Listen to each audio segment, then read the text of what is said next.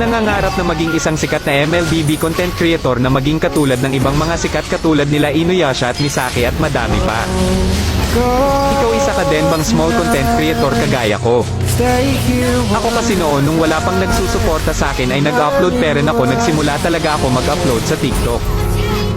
Alam nyo ba kahit 5 views lang ang video ko ay natutuwa pa rin ako kasi may nanonood sa akin. At kahit pa man ganun ay hindi pa rin ako tumigil sa pag-upload kahit na pangit ang video na ina-upload ko.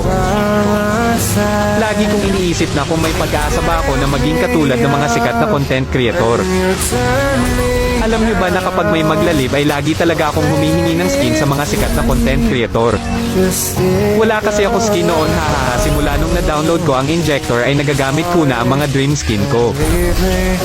Nung umalis si mama at pumunta ng Manila para doon magtrabaho doon ko naisipan na ay kwento ang buhay ko sa Facebook at sa TikTok. Napupuyat ka ba sa ML? Hulaan ko ang dahilan. May mga naglalaro ng ML para lakas ay mapatunayan. Naabot ng madaling araw, grind, walang tulugan. Meron pang magduwa na bait ang tawagan.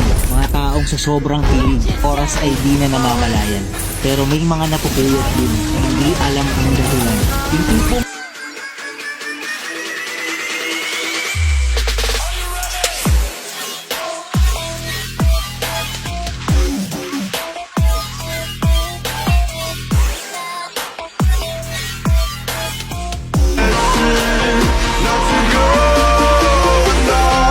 But I already